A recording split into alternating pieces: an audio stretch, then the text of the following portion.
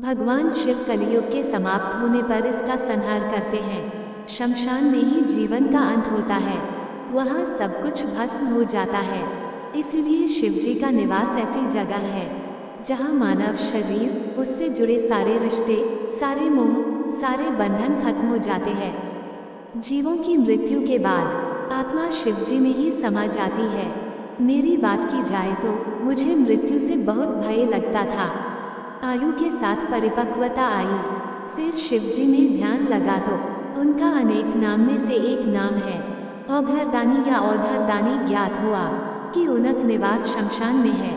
धार्मिक मान्यताओं के अनुसार ब्रह्मा जी सृष्टि का सृजन करते हैं, विष्णु जी पालन और महादेव संहार, अर्थात जब मनुष्य अपनी सभी मर्यादाओं को तोड़ने लगता है तब शिव जी संहार कर देते हैं। क्योंकि शमशान में सब कुछ भस्म हो जाता है, तो शिव जी ने अपना निवास ऐसे स्थान को बनाया जहाँ मानव शरीर, उससे बंधे रिश्ते, मोह माया सब कुछ नष्ट हो जाता है और हमारी आत्मा परमात्मा में समा जाए। उस प्रतीक्षा में हमारे प्रभु वहाँ धूनी रमा कर बैठ जाते हैं। वो हमें ये संदेश देना चाहते हैं, ये संसार नश्वर है, इसकी मोह माया में मत उलझो। इस जन्म में जो कर्तव्य मिल गए हैं उनका निर्लिप्त भाव से निर्वहन करो, परंतु शमशान में अंतिम पड़ाव होगा, इसलिए इन कर्तव्यों को पूर्ण करते हुए वैराग्य धारण करो। जैसे एक वैरागी को किसी वस्तु की लालसा नहीं होती, वैसे ही किसी सुख सुविधा, रिश्ते नाते, बंधनों से मुक्त रहो। अंत समय में किसी चीज का मोह होने से आत्मा उसी में चली जाती है। बस भगवान शिव को हृदय में धारण करो, जिससे हमारी आत्मा सीधा परमात्मा में लीन हो जाए। हमारे भगवान का एक निवास कैलाश में माना जाता है। वो एक ऊंचाई पर स्थित एकांत स्थली है। मनुष्य के लिए दुर्गम होने के कारण वहाँ शांति का वातावरण रहता है, इसलिए कैलाश पर वो सुविधा पूर्वक रूप से ध्यानमग्न रहते हैं। ऐसी ही दूसरी जगह शमशान है जहाँ पूर्ण एकांत होता है। वहाँ भी लोग कम आते हैं। यहाँ भी भगवान बिना अवरोध के ध्यान लगा सकते हैं।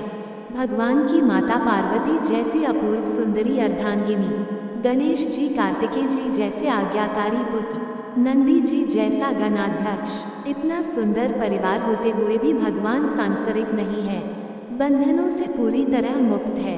कोई श्रृंगार नहीं, कोई वस्त्र नहीं, कोई आडंबर नहीं, सीधे सादे भस्म लपेट ली, खाल लपेट ली और गले में नाग पहन लिया, मुंडमाल पहन ली। अब बैठ गए वैरागी बनकर, जिससे ये उदाहरण रख सके कि महादेव होकर इतना सुंदर परिवार, जिसकी पूरा विश्व पूजा उपासना करता है, मुझे कोई मोह नहीं है। तुम लोग भी मेरे जैसे जीवन जियो, जिससे इस मोह माया के बंधन से मुक्त होकर सीधा मेरे चरणों में स्थान मिलेगा। जिन्हें अपने पाप कर्मों का फल भोगना बचा रहता है, वे ही प्रेत्योनि को प्राप्त होते हैं, इसलिए इनको दंड भी वे ही देते हैं। इसलिए शिव को भूत प्रेतों का देवता भी कहा जाता है। भगवान ने इन पर भी कृपा कर इन्हें अपना गण बना लिया। ये जो भूत प्रेत है वो कुछ और नहीं बल्कि सूक्ष्म शरीर का प्रतीक है। भगवान शिव का ये संदेश है कि हर तरह के जीव जिससे सब घृणा करते हैं या भय करते हैं, वे भी शिव के समीप पहुंच सकते हैं। मात्र एक नियम है कि वे अपना सर्वस्व शिव को समर्पित कर दें। ओम नमः शिवाय। यदि आपको ये स्टोरी पसंद आया तो प्लीज़ वीडियो को लाइक करें, शेयर करें और हमारे चैनल को सब्सक्राइब करना ना भूलें। धन्यवाद।